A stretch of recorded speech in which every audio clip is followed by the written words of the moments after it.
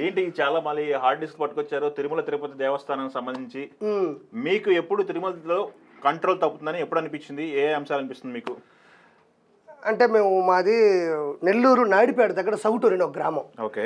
మాకు చెన్నై ఎంత దూరమో అంతకన్నా తక్కువ దూరంలో తిరుపతి తిరుమల ఉంటుంది. సో మేము చిన్నప్పటి నుంచి వెళ్తా ఉన్నాం. మా నాయన పేరు వెంకటాద్రి నాయుడు, మా పేరు పద్మమ్మ.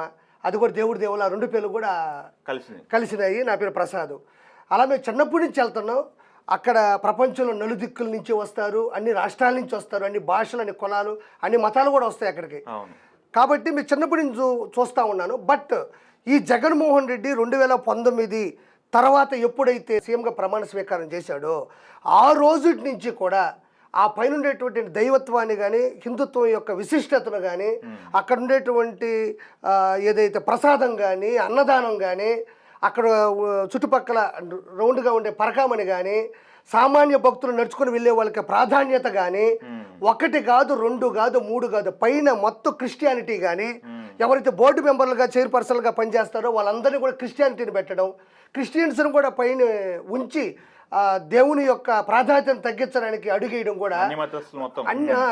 అంటే అతను కావాలనే భారతదేశంలో, ప్రపంచంలో అద్భుత స్థాయిలో ఉన్న వెంకటేశ్వర స్వామి యొక్క కీర్తిని తగ్గించి, విశిష్టతను తగ్గించి, క్రిస్టియానిటీని పెంచి, భక్తులకు కూడా భయాన్ని ఏర్పాటు చేసి పులులు లాంటివి పంపించి ఎర్రచందనం కొట్టడం, ఎర్రచందనం నుంచి పులులు పరిగెత్తడం, కింద నుంచి పైకి వెళ్ళే వాళ్ళకి వ్యంగ్యంగా ఒక కర్ర ఇవ్వడం, పైకి వెళ్తే అన్నం సరిగ్గా ఉడకపోవడం, కూరలు సరిగ్గా ఉండకపోవడం, కొన్ని కోట్ల సంవత్సరాల నుంచి ఉన్న అన్నంలో ఫార్ములా పోవడం, ప్రసాదంలో ఫార్ములా పోవడం, పైన ఉండేటువంటి పూజారులు కూడా అణిచివేతకు గురివేయబడి కంఠం దగ్గర కత్తులు కూడా పెట్టించుకుని భయపడిన సందర్భాలు కానీ, ఇవన్నీ ఒకటి కాదు, రెండు కాదు, మూడు కాదు.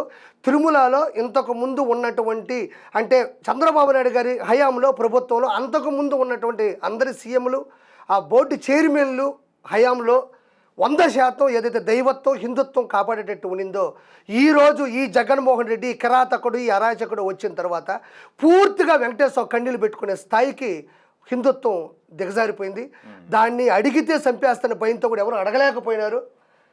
కాబట్టి నేను చెప్పడం కాదు, భక్తులు, అక్కడుండే పరిస్థితులు, ఒక్కొక్కరు ఏమేమి మాట్లాడుకున్నారో, ఎవరెవరు ఏమేమి అనుకున్నారో, ఒక్కొక్క దాన్ని, ఒక్కొక్క కొండ మీద జరిగిన ఆ పరిస్థితులు మనం సాక్ష్యాలతో సహా చూద్దాం.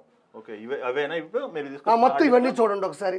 ఓకే, ఆర్పీ గారు తీసుకొచ్చినట్టు వీడియోలో ఒకసారి ప్లే చేసి చూద్దాము.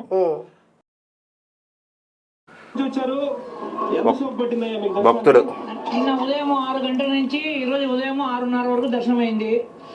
ఒక తిండి లేదు, చిప్పలు లేవు. లైన్ వచ్చేసి చాలా ఊరల్లో తిప్పినారు. ఒక 7 కిలోమీటర్లు 8 కిలోమీటర్లు తిప్పినారు. 60 ఏళ్ళు దాటిన వాళ్ళు చాలా అగసాట్లు పడినారు. నా సర్వీస్ 45 ఏళ్ళు సంవత్సరాల నుంచి తిరుమలకు వస్తున్నా. నేను ఇంత అగసాట్లు ఏ సంవత్సరం పడలేదు. ఇదే నేను అగసాట్లు పడేదే ఫస్ట్.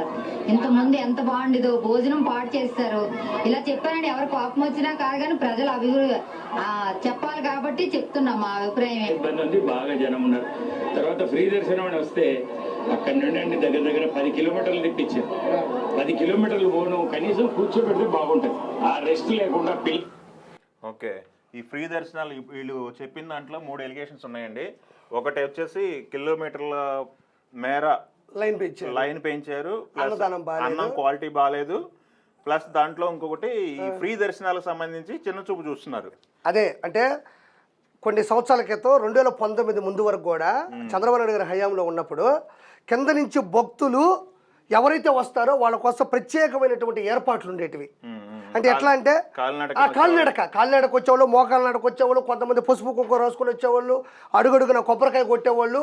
ఆ ముడుపులు చెల్లించుకోవడానికి కింద నుంచి కొన్ని కోట్ల రూపాయలు ఉండే ఆస్తుపరులు కూడా, పైన కోట్ల రూపాయలు హుండీలో వేసే వ్యక్తిత్వం ఉండేవాళ్ళు కూడా కింద నుంచి నడుస్తూ ఉంటే మీరు నమ్మరు, ఏ 100 మెట్టుకో 150 మెట్టుకో సాంబార్ రైసు, అంటే దేవుని సన్నిధిలో దేవుని ఫార్ములాతో ఎవ్వరికి, అంటే మన ఇంట్లో కూడా మనం సాంబార్ చేసుకుంటాం, కానీ ప్రపంచంలో ఎక్కడా దొరకని ఒక టైప్ ఆఫ్ స్మెల్తో, ఒక రుచితో ఉండే సాంబార్ రైసు, దాంట్లో మునక్కాయ తమాషాగా ఉండేది. రెండోది అది వడ్డించే విధానం కూడా చాలా బాగుంటుంది, ఒక సపరేట్ ఉంటుంది. అది లేదు ఈరోజు. దాని తర్వాత కార్డ్ రైస్ పెట్టేవాళ్ళు, అర్థమైందా?